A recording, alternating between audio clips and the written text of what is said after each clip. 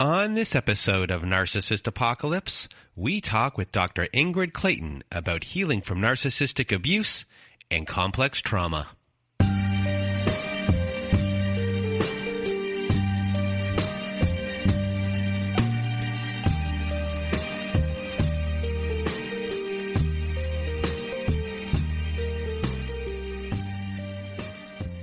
Welcome to Narcissist Apocalypse Q&A, everyone. I am Brandon Chadwick, and with me today, we have Dr. Ingrid Clayton. Welcome to the show.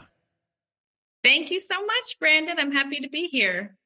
Well, I am happy that you are here. And before we get started in this episode, just a big content warning for this episode as we do discuss childhood sexual abuse in this episode. And that is our content warning for this episode.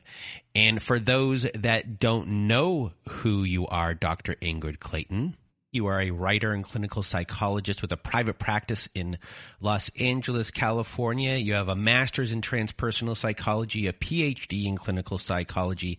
You have a holistic approach to psychotherapy, incorporating trauma-informed modalities like somatic experiencing, EMDR, and other experiential ways of working with the nervous system. You are also the author of your memoir, Believing Me, Healing from Narcissistic Abuse and Complex Trauma. Today we're going to talk a lot about complex trauma.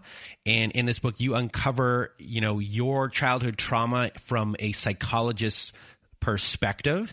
And we've had many therapists on our Survivor Story episodes. And I love having therapists and psychologists on to talk about their experience of abuse and trauma and how they unpack everything. And for those that don't know much about your book, or about your life, you never really understood what you were healing from when you were going through all of this. You grew up in a fog of gaslighting that really made you question your reality. And it wasn't until you heard Dr. Bessel van der Kolk, who everyone knows from The Body Keeps Score, share a case study that was so similar to your life that like a seed was planted and trauma became a big word in your life. And it's interesting, doing a little bit of background before we were talking today. Yesterday, I spoke to someone who didn't have your identical story, but at the core piece of the trauma that happened, the core, like the really big event, it was very similar. And that person it's a family story, and eventually people are going to hear that story in the coming weeks. But that person's life was decimated by this. And it wasn't just this issue or this family event that occurred. It wasn't just with the one parent. You had the second parent here, which was the mom in both of your cases that denied or minimized the actual issue, which then kind of creates an even bigger problem, thus being a very complex long-term trauma, throughout your life. So after that little bit of an introduction, again, thank you for being here. And I guess let's just start off with what is complex trauma, and I guess the difference between complex trauma and regular PTSD, and why isn't it in the DSM-5? That's the best question of all at the end. I wish I had a good answer for you. I don't. So yes, again, thank you for having me here. And complex trauma. So complex trauma is basically synonymous with several other descriptors that people might be hearing. Relational trauma, developmental trauma, and childhood trauma. So complex trauma is ongoing, repeated events over time that are traumatic in nature. And the way that is differentiated from single event or an acute traumatic experience is what we've sort of thought about historically, which is the vet from wartime who experienced an explosion, or someone who was in a car crash, or, devastating natural disasters. These huge things that everyone can sort of agree, like, oh yeah, that was traumatic, that was life-threatening. And for a long time, that really dominated our thinking and language related to trauma. And yet somewhere along the way, people started to recognize, wow, people who grew up in alcoholic homes, deeply dysfunctional situations, neglect, poverty, they are displaying similar adulthood symptoms as those who have PTSD. And so they started to look into this a little bit more. And what we really see now is that PTSD, classic PTSD, which the basic symptoms are, having had experienced a traumatic event, but then later re-experiencing that same event. And this can be nightmares, unwanted memories, intrusive thoughts, or flashbacks. There's the avoidance of anything that might remind someone of that traumatic event. So, the vet doesn't go to the firework display or, similar things along those lines. And then there's a persistent sense of current threat. And the language for that is hypervigilance. It's sort of like, it's going to happen any moment. I know it's going to happen. The bottom's going to fall out. You're kind of constantly surveying the land for any markers of potential threat. So that's classic PTSD. Complex PTSD includes all of that, right? So the same symptoms, but it extends beyond it to include affect dysregulation. So that's difficulty managing emotions. There's a negative self-concept, which tends to be related to what we call toxic shame. So it's not just I made a mistake or I did a bad thing. It's really this deep-seated feeling that I am bad, right? I am broken. This is the language we hear a lot from trauma survivors that I personally lived with for decades. And third, because it is relational trauma, there's disturbances in your relationships. And that can look different for different people. For me, I was able to cobble together some really decent, loving, long-term friendships, but my romantic relationships, I could not get a healthy romantic relationship to save my life. So there's an ongoing, sustained, repeated pattern of difficulty in relationships.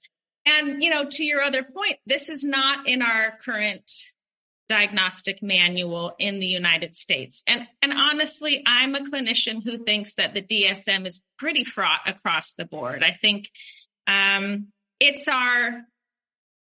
been our way of sort of looking at symptoms and putting them in clusters and trying to give them language.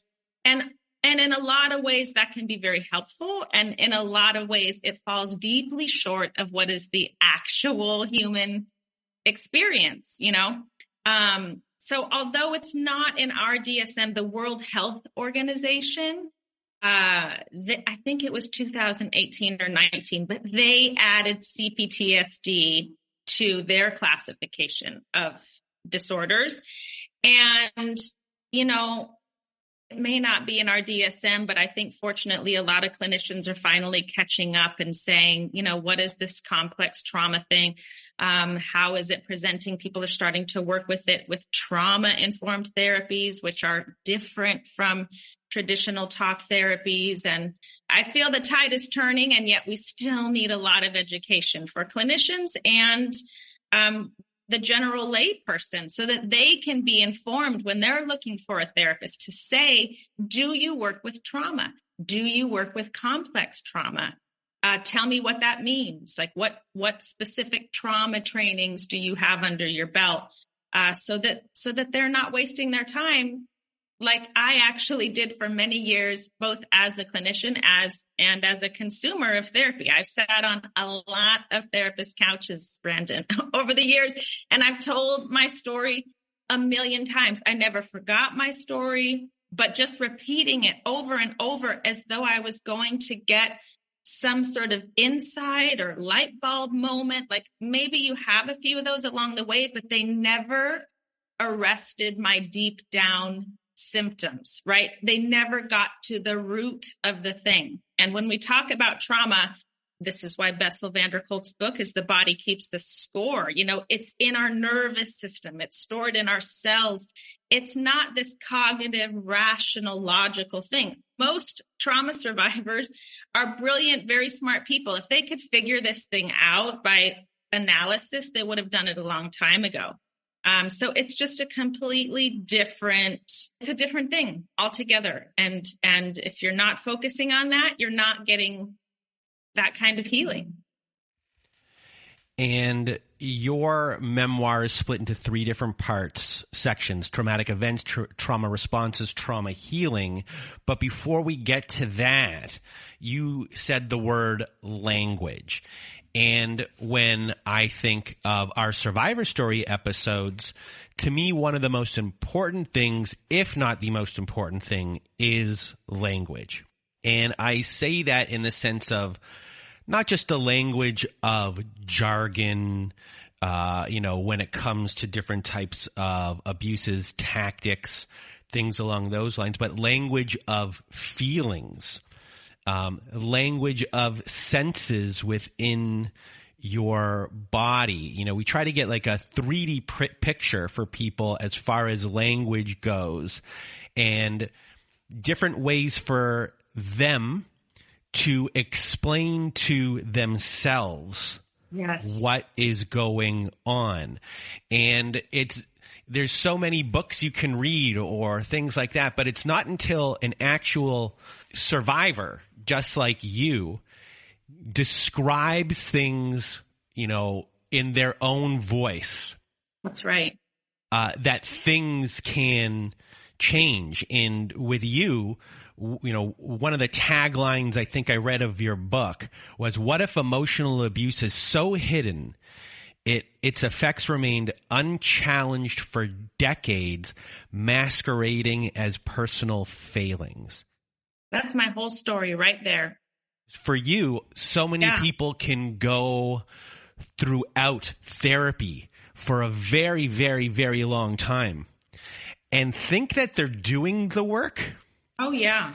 And they're dancing around, those feelings, the language, all of those things. And it's not until, you hear someone else who might have gone through the same thing as you kind of flip a light switch. It kind of just goes boom, like that. And that's what happened when you were in a training with Dr. Bessel van der Kolk and he was sharing a case study. So explain what happened to you here. My mouth got dry and time started to slow and I got dizzy and I wanted to literally evaporate in this room with other clinicians because he was telling my story and he was telling it in the context of a trauma survivor. And that was so disorienting to me because, I think for a lot of us with narcissistic abuse and with childhood trauma, we go, it wasn't that bad, right? Come on, it wasn't that bad. A lot of us have this like trauma measuring stick that's like, no, yours was worse, so mine doesn't count. And there's lots of reasons for that, right? With narcissism, in part, it's because you're being told it wasn't that bad by the abuser, right? The gaslighting that goes hand in hand with emotional abuse. It's meant to warp your thinking about what happens so you can't trust yourself. And with childhood trauma, we are, as a species, hardwired for relationship and needing our caregivers long past any other species. You don't look in the animal kingdom and go 18 years they're staying with mom and dad, right?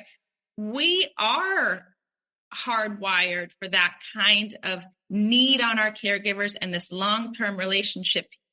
And so as a complete just survival mechanism, children almost, I want to say, cannot put all the blame on their parents. One, cognitively, they might not be developmentally able to even think that way. But two, because we need our caregivers to survive, the child will automatically, instinctually go, ugh, it's me. It's my fault. I'm the bad one. Because if we make them bad and we see them at fault, our life is at stake. We need these people. So it's a very common feature for trauma survivors to go, oh, it wasn't that bad. Maybe it's just me. I'm looking, at things through sort of a distorted lens. And so we can't even use the language of trauma. If we can't use the language of trauma, how are we meant to call up a therapist and go, are you a trauma therapist? Do you work with trauma, right? So as we minimize our experience, we minimize our ability to get the help that we deserve. And that's why this larger conversation around really opening up and unpacking, like, what does this type of abuse truly do to a person? So that it opens the door for people to go, yes, I did have that experience. Oh, I had that too. Oh, that's trauma. Oh, that's a trauma response. It's so empowering. And with you, you had a traumatic event, trauma response, trauma healing. And in our recent episodes, we started to bring up trauma reenactment. So before we get into your traumatic events, can you speak on trauma reenactments, which is a trauma response? I'm so interested in this piece about reenactment because learning about that also, I had so much shame, Brandon. Like, if I think about it now, to be a clinical psychologist with all these degrees, having written a book previously, all these trainings, all this language, sober for decades, right? Like, if anyone is out doing the work to the extent that they consciously could, it was me. And yet I could not get into a healthy relationship to save my life. And I'm literally going to my therapist going, why do I keep seeing the same partner with a different face? And it was mortifying. And when I learned about trauma reenactment, it gave me so much compassion for myself. And here's the bullet points of what often happens with narcissistic abuse. Okay. There's the abuser. And what often happens, which is what happens to me, is our trauma responses rush in to save the day. Okay. So trauma responses generally are fight, flight, freeze, and fawn. And fawning is the one that is a pretty common pairing with narcissistic abuse. Because fawning is a relational trauma response. It's basically codependency, but I don't love the language of codependency. I really prefer fawning because it's rooted in trauma. It's an instinctual response. It's not conscious. So we don't need to blame people or shame people. Like, why did you stay? And don't be a doormat. And all of these things that we do to victims. My fawning response had me learn how to read my stepdad's mood before he even walked in the door. I knew by the sound of his footsteps leaving the car, walking into the house. And then I knew, who do I need to be in order to navigate and manage his mood, right? Even if that was disingenuous, right? So there's a self-abandonment that happens with fawning. It's just an aspect of, if I'm morphing into who do you need me to be in order to stay safe, there's a self-abandonment that's happening. And so what happened to me is I learned, based on the environment that I grew up in, that almost the best I can do in terms of finding safety, which is always what the body will privilege. The body doesn't care about our goals or our opinions. It's life or death. These are our instincts. So I learned that for me to stay safe, I literally had to survey the land, manage other people's moods and emotions, tolerate abuse, lying, manipulation, all of those things. And so if I didn't have any other experience in my body, lived, learned experience in relationships and finding safety, guess what I'm going to do?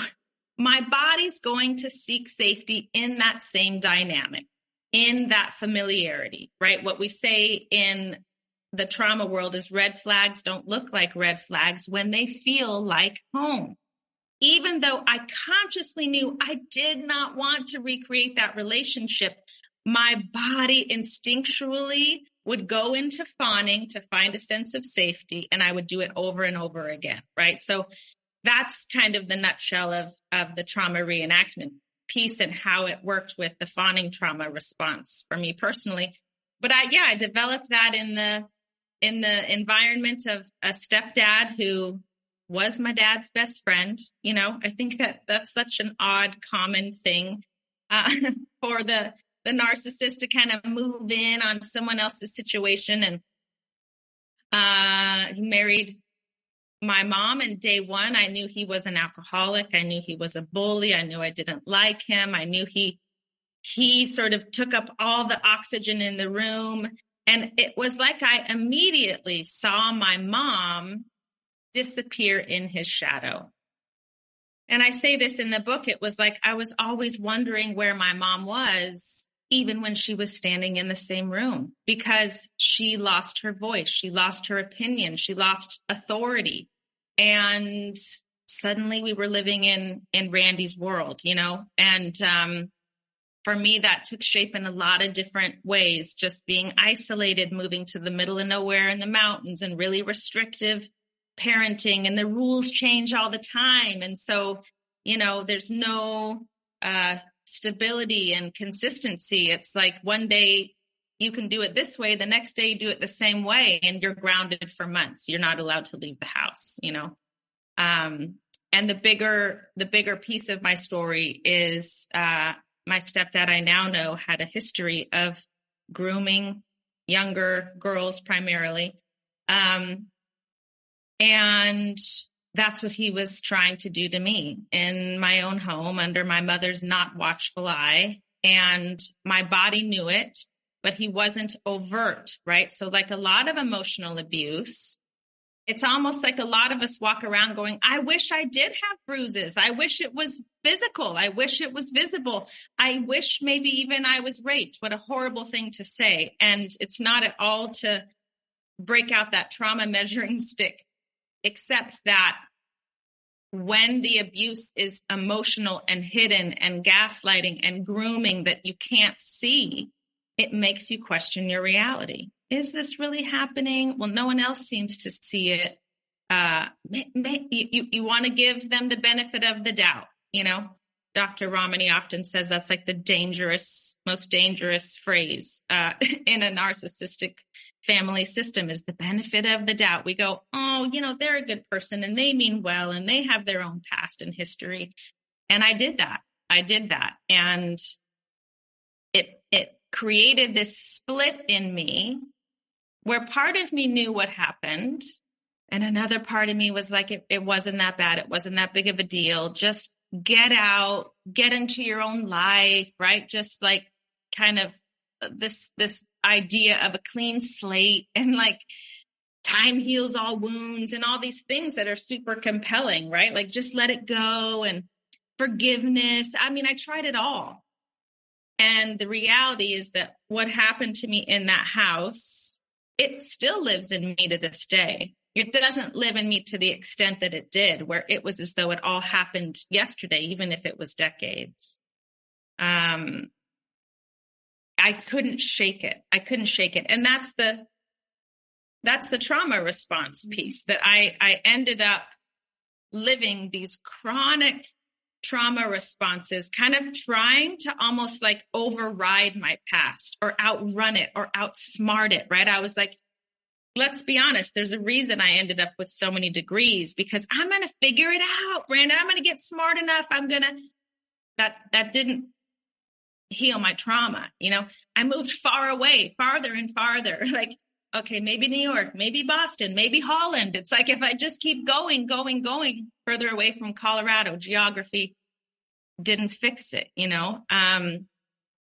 like I said, all this talk therapy, all these things, but I was stuck, truly stuck in, for me, what my primary trauma responses were fawning, which I mentioned, which we end up doing all the time. It's just this people pleasing, like, I don't really exist. Your needs matter more than mine.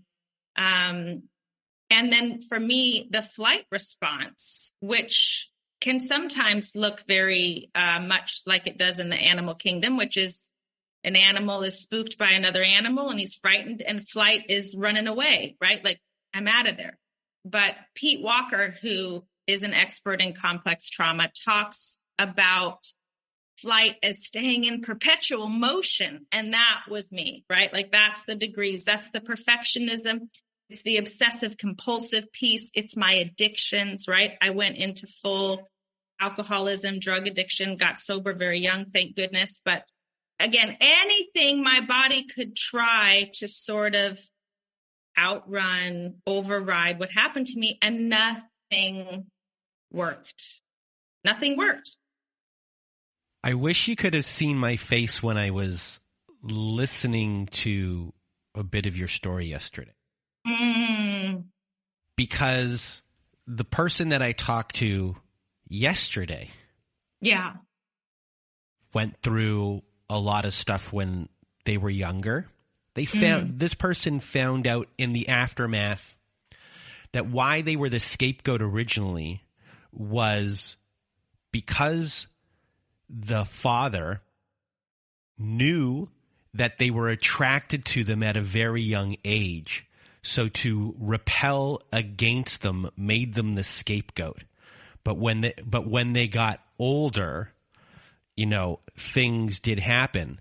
But because of the scapegoating early on and then moving away from the family but still being in contact with the family, addiction problems occurred, just like you. The person eventually wanted to be proud of themselves, became got a social worker. And something else that was said in your story. So what happened with this person was when the event did happen, that immediately when they push back against it, the person got up and goes, sorry, and then scurried away. Okay. Gosh, isn't that funny? So that's exactly what happened at one point with my stepdad, who came back to my room. And I could see he wasn't in his body. He just had a darkness in his eyes I'd never seen. It was a vacancy. No one was there. And I was like, yeah, what's going on? And he just leaned in to kiss me. And it wasn't a fatherly kiss. Not that we ever did that anyway. It was too long and too intense. And then he pulled back and he looked at me. And I think I said, like, Randy. And he leaned in to do it again. And then I pushed him, my body sort of sprung into action. I pushed him off. It was like I saw him come into his body and he said sorry. And then he just turned and he left and never spoke of it again. And that piece about the scapegoat as a defense against the narcissist, like if there was any capacity for real shame there, my stepdad literally sat me down one day and he said, you know what? I give you the silent treatment because the feelings I have for you are not the feelings one has for a stepdaughter. And I'm sitting there going, he's owning it. Like he knows what's going on. He's giving it language in a way that was crystallizing what I knew, but I probably couldn't have articulated. And he said, and then when I'm not feeling bad about it, I just want to give you the world. And that's what would happen. It would all the love bombing, take me shopping and, you know, trips and things like that. And so I'm thinking as he's telling me this, that it's like a confession that's going to come with some sort of repair, you know? And really what it was is him telling me this. So two things might happen. One, I'd feel sorry for him. He's the victim. Oh, you poor thing. You're so tortured by this cycle where you have to give me the silent treatment because you want to sleep with me. And I'm supposed to feel sorry for him. I'm 16 years old, sitting on my stepdad's bed as he's telling me this confession. That's one outcome I'm sure he wanted. The second outcome is if he tells me and he admits that he wants me in that way and he's vulnerable to me, maybe I'll want him back. And when neither of those things happened, and I said, I'm glad you're talking about this, but I'm probably not the appropriate person to tell. Everything he just confessed, it was written all over his face. He went from loving me in a moment and wanting to give me the world to boom, you're shut out. You're dead to me. You're the problem. Like the disgust on his face is visceral. I could remember it in this moment. And what that did to me was go, oh my gosh, I don't like the silent treatment and him hating me and shutting me out of my own existence in my own home was so painful that I almost wanted to do anything to rewind the tape and go back to moments earlier when he was loving me, even if it was so effed up. So as he's walking out the room, I'm like, wait, wait, don't go. And then he's gone. And I'm just left lifeless on the edge of his bed, like holding the bag.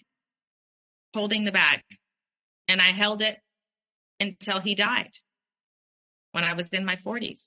And that was the big turning point for you, or at least part of the turning point was when he died, to really unlock what had happened. Yeah. And a big thing for you was also the response of your mom in this, in that, part of the gaslighting isn't just from the abuser, it's from the other parent. And I can see the pain on your face. Yeah. I mean, to be honest, when you said you could see the pain on my face, it made me in touch with it. To be honest, and I write about this, all the atrocities that Randy did weren't the worst traumatic events that happened to me, right? He took me to Las Vegas. He was parading me like a girlfriend. I now know he was introducing me as a girlfriend. All kinds of things, horrific, scary things. Pale in comparison to my mom telling me when I finally told her everything, Ingrid, I believe that you believe that those things happened, but I don't believe that they did. And she maintained that. I mean, I think to a large degree, she still maintains that. And I held what I now refer to as a toxic hope that one day my mom would tell me that she believed me and that she's sorry that she didn't protect me.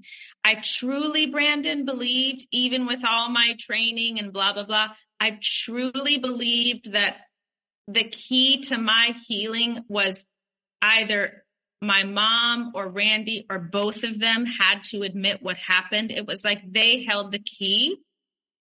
It felt in my body like this is relational. Like the wounding happened in relationship. The healing needs to happen in relationship. It really felt like that to me. It never, ever occurred to me that I could just trust myself and know that what happened and I'm allowed to set appropriate boundaries around that.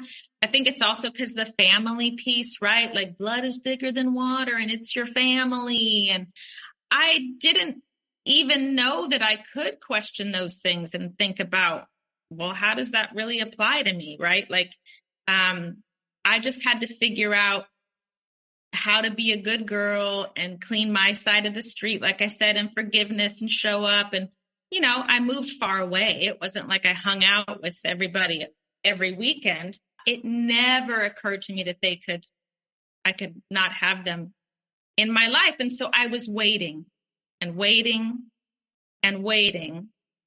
And it never happened. And he died really with what felt like going to his grave with his side of the story intact. And I think that piece of it sort of ignited something in me. But the other thing that happened, and I think this is important for a lot of people to hear, I honestly don't believe that my body would have ever felt safe enough to do some of this work while he was still alive.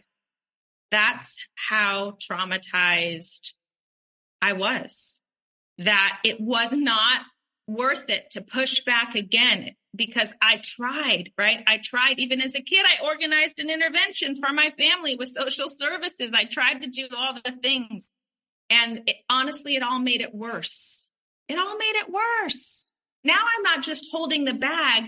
I'm holding the bag with people looking back at me going, nothing we can do about it. You're probably making it all up, right? So now I'm a liar and I'm traumatized and no one's coming to save me. And so really it was like, I'm never gonna deal with this again. It's not safe. And when he died, my body was like, you cannot hold this bag anymore. And that's when this writing started happening out of the blue, like pen to paper, dictating into my phone, nonstop, any free moment I had, memories of my childhood, memories of abusive relationships. It was like these essays, these stories were just coming for me. They woke me up in the middle of the night, almost every night at clockwork, 3 a.m. My eyes would pop open. I'd have to walk out to my computer. Another story was coming, and I kind of thought I was going mad. I was like, what is this? I can't stop. I'd show my husband at the end of the day, in between raising our 2-year-old son at the time, seeing multiple clients. I would print out like 30 pages, single spaced, and of this just coherent stuff. And he was like, you wrote this today? Like, what is going on? And I couldn't stop. And the longer story short there is I wrote for years. I couldn't stop because I needed to piece together these puzzles of my own life and my own body that had gone missing forever. And I wrote until one day I could look back at the stuff that was in me. Now it's out of me on the page, and I can see it in black and white. And for the first time, I can see it through a therapist's eyes, right? So all this training that I got that I didn't think applied to me because it wasn't that bad, I could see, yes, it was. And yes, it does. And when I saw that I had all this information and all this training and all this whatever, and I still didn't know, A, that it was narcissism and narcissistic abuse. I never had that language before, never. And B, that it was trauma. I thought, if I didn't know this about myself, how many people are walking around and they don't know? And then I knew that my story was not just for me. Just like what you're doing with the podcast, one survivor talking to another. I'm a clinician, but it is not a clinical book. It is my story. And I've been floored, and I'm sure you get this all the time, about the similarities. It's like it's this crazy same blueprint. And so the specifics of my story are mine. But the feelings and my responses and other people's responses and the family dynamics and how we navigate it, it's the same. It's the same. And so I wrote the memoir, and then the clinician in me said, I got to have a glossary of clinical terms in the back of the book, right? Because if people want it, it's a jumping off point to get more information and resources and tools. And for the people that don't want it or need it, it's not going to muddy up the piece that's just like, here's my heart. Here's what happened. I hope that it helps you to finally believe yourself. Because today I know without a doubt what happened. I know what it did to me. I know what I deserve. I know what it takes to heal. Oh my gosh, I wanted those things my whole life. Right? I'm almost 50 years old, and I'm just coming to this place right now. I do not want other people to live for decades thinking that it's just them and that they're broken. And where's the escape hatch? Where's the magic bullet? Where's the thing? Yeah. I know our episode here is not over yet, but I'm really happy you came on the show today. Oh, thank you for saying that. That means a lot to me. I know you share a lot of people's stories and do a lot of powerful things with your platform, and it means a lot to me to get to be here with you. Oh, no, like last night, it felt like, wow, when I was listening to you yesterday, and also the story that I had heard previously, it gave me goosebumps, and it's like, oh, this is a weird synchronicity that this is happening twice in a day. Yeah. And, you coming on here right now and talking with such feeling and language for people, in its sadness, it's a beautiful thing, if that makes sense. It does make sense, because I couldn't feel around this stuff for so long. I think that's that piece about knowing my story and telling my story. I told it like this. My stepdad took me to Vegas when I was 16 years old, and he paraded me around like a girlfriend and got us a suite at the Tropicana, right? Like, I could tell you all of the things, but I was never processing the feelings. That wasn't safe. I'm going to pick your brain after we finish this for a minute too, to ask you a little bit more questions about storytelling and just how we can help change storytelling here. So when it comes to the healing aspect of things, for people who are trying to figure out healing of complex trauma, and not just complex trauma, there's grief in there. Oof, that's a big piece of it. So I guess kind of go through your process and what trauma healing is or can be for different people and different types of modalities or things like that. So I think one of the biggest things, and it's why I talk about narcissistic abuse through the lens of trauma, because like I said earlier, if you don't have the lens and language of trauma, you don't avail yourself of those tools and resources. And so nobody else gets to decide if what you experienced was traumatic or if you've been traumatized, okay?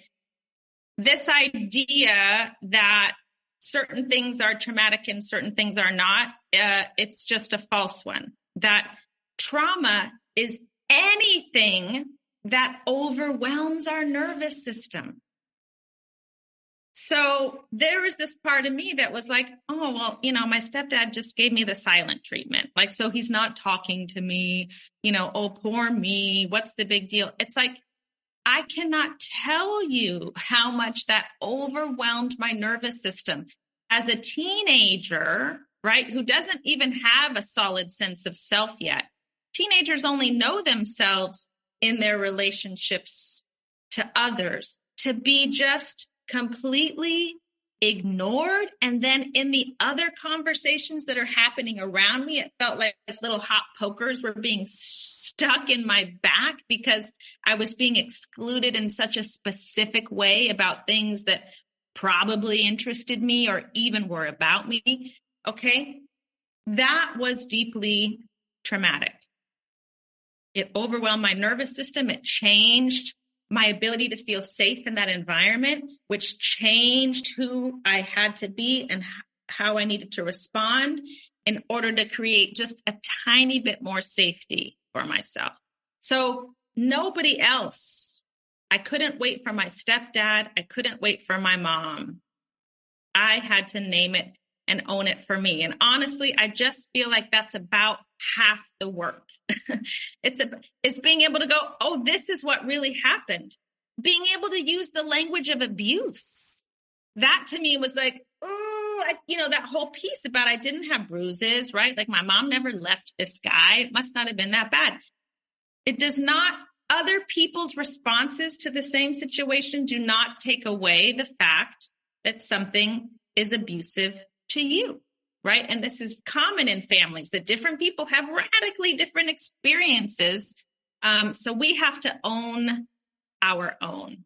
And then when I could own, oh, this is what happened, and it was traumatic, and I am still living with all of this, then I had to take a really hard look at how I was still operating in a way where I still had these people in my life, right? And how am I maintaining my trauma responses in these dysfunctional relationships? And I had to really lean in and do the work of what are boundaries, right? Like really, what are boundaries? Can I set, am I allowed to set? Are you sure? And just privilege my healing above all else. I had to put this healing at the top of the hierarchy, and anything that didn't support me in it, I had to be willing to let go of. And that included really significant relationships like the one with my mom.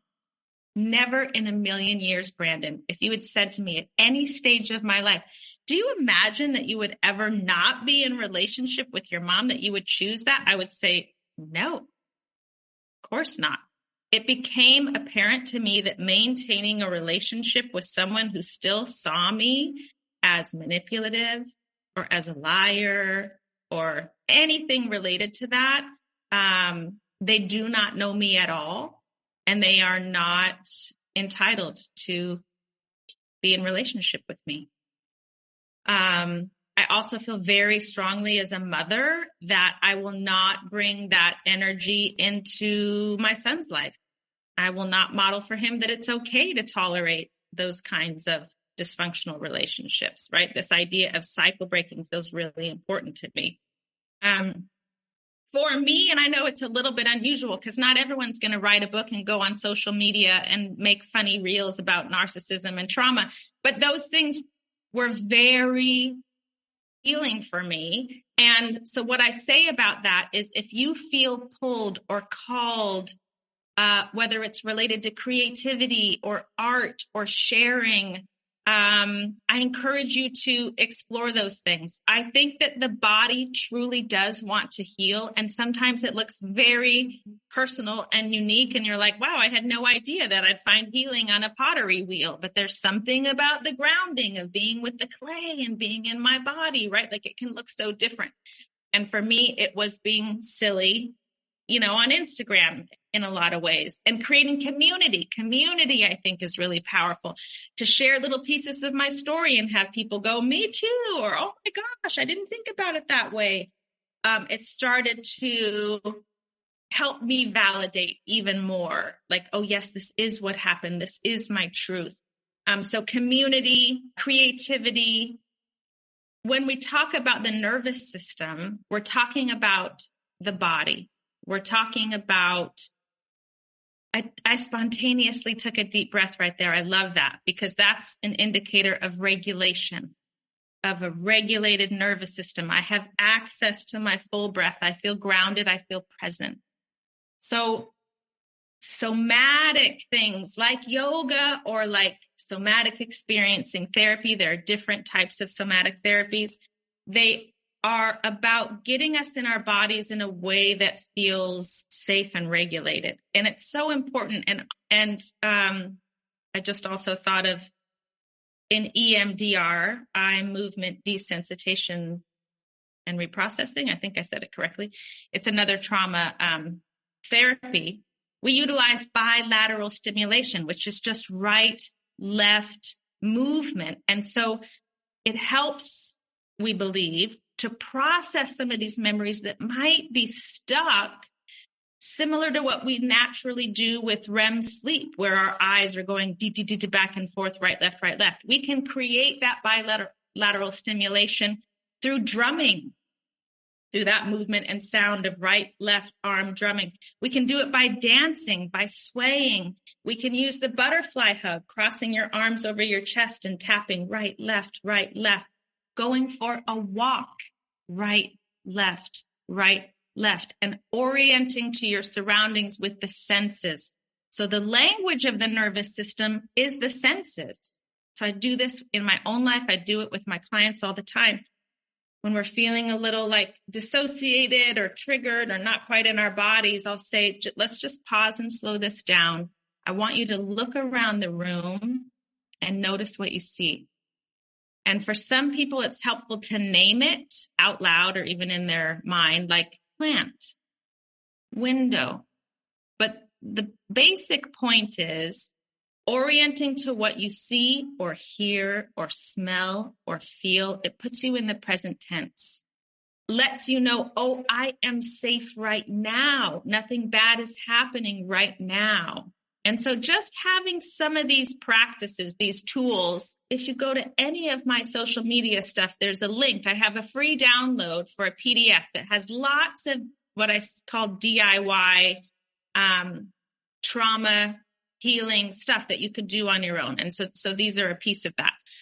So I think there is a lot we can do by ourselves that is really powerful. But then I will always say, find a trauma therapist. It took me, I felt so burned by prior therapists who never saw it as trauma, never gave me the language of narcissism, that I was like, even as a therapist, I'm like, I'm not going to do that again. But then after I wrote the book and realized, you know what, I need more support here.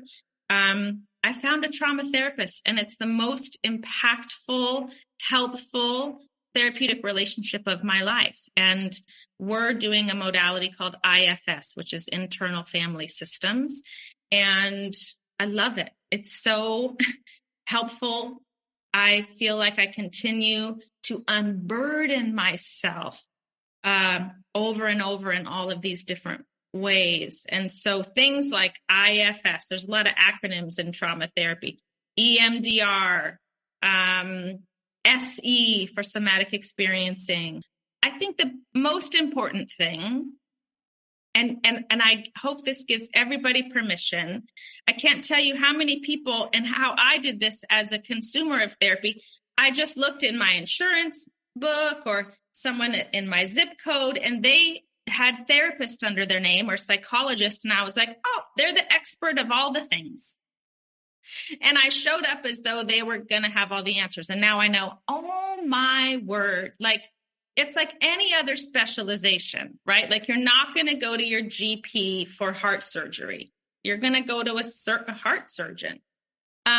So to be able to call up a potential therapist and say, I think what I'm working with here is complex trauma. I have a history of childhood trauma or relational trauma in my marriage or whatever it is, narcissistic abuse. See if they even know that language. If they don't, it's not a good fit.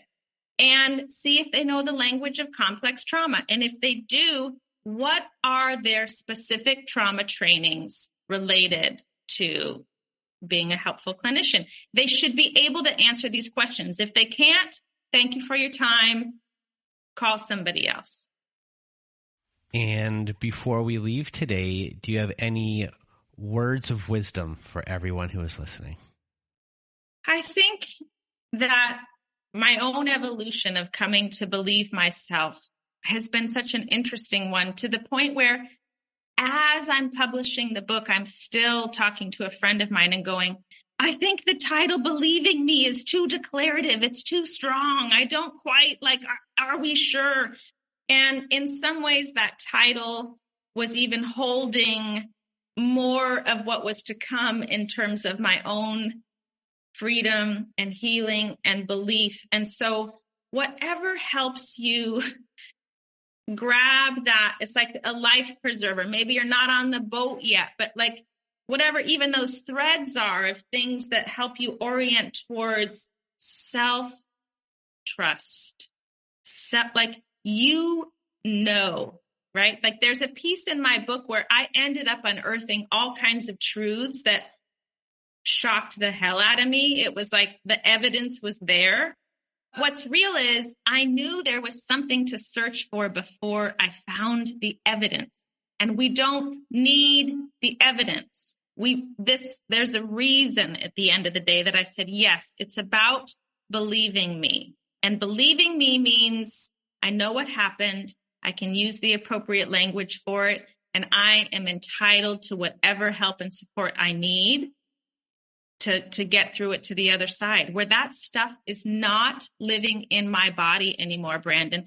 There are aspects of my story that I almost get a little foggy over now, because it's not like it just happened yesterday. It's not a memory that's living as an imprint where I can tell you the wallpaper was blue and it had this, like, I don't have those details just renting space in my everyday consciousness anymore. And it's possible. I wish it for everyone. We all deserve it. Don't stop until you find it. That was a very long final offering, but that's what I've got. Well, I thank you for that, Dr. Ingrid Clayton. And I really want to just thank you for being here with us today, sharing all of your knowledge, sharing your story, and people can find you at ingridclayton.com. I will leave that in the show notes. I will also leave your Instagram in our show notes and a link to buying your book, Believing Me, Healing from Narcissistic Abuse and Complex Trauma. And I'm just really happy you were here with me today and talking with me. I think you're going to help kind of change and shape the show in a way in the future after I kind of have a little chit chat with you. So just a big thank you for being here with me today. An honor. Thanks, Brandon. Well, thank you once again, Dr. Clayton, for being here. And for those of you out there that want to be a guest on our Survivor Story episodes, please do go to our website at narcissistapocalypse.com. Top of the page, there's a button that says Guest Form. When you click on that button, it takes you to our Guest Form page. There you can read all of our instructions and either send us an email at narcissistapocalypse@gmail.com or fill out our guest form and press the Submit button. And please do send it in the format that we ask for. And if you are someone that needs support, we here at Narcissist Apocalypse have a support group. So at narcissistapocalypse.com, top of the page, there's the button that says Support Group. When you click on that button, it takes you to our very own safe social network. And inside, you'll see that we have Zoom meetings every Wednesday nights, Thursday afternoons, and Saturday nights. We also have forum boards for you to post on to get the validation that you need from survivors just like you. It is a wonderful group of people on there, and you can share your experiences with all of them. And you can make friends too. So if you need support, join our support group today. And if you need even more support, please do visit our friends at DomesticShelters.org. At DomesticShelters.org, they have articles and resources to help you make sense of what you're dealing with. They have every phone number and email address and web address for shelters and agencies, no matter how big or small the town you are in. DomesticShelters.org has it there. It is a wonderful free resource and organization. So if you need extra support, please do go to DomesticShelters.org. And we also have a friend of the show called Shelter Movers, and Shelter Movers can be found at sheltermovers.com. And Shelter Movers helps survivors of domestic violence transition to a better and safer life. It is a volunteer organization, a donor-supported charitable organization as well. They are currently only in Canada, but they are looking to expand into the United States. And what they do is they help coordinate moves for getting out of domestic violence. They help you to safety and get all of your things out of your home and into storage, all of your belongings into storage. And they can do this for your pets and livestock too. It is a wonderful organization. So if you need help from them or just want to donate to them, please go to sheltermovers.com. And that is it for today's episode. I hope you found today's episode helpful. And a big thank you once again to Dr. Ingrid Clayton. And from myself and Dr. Clayton, we hope you have a good night.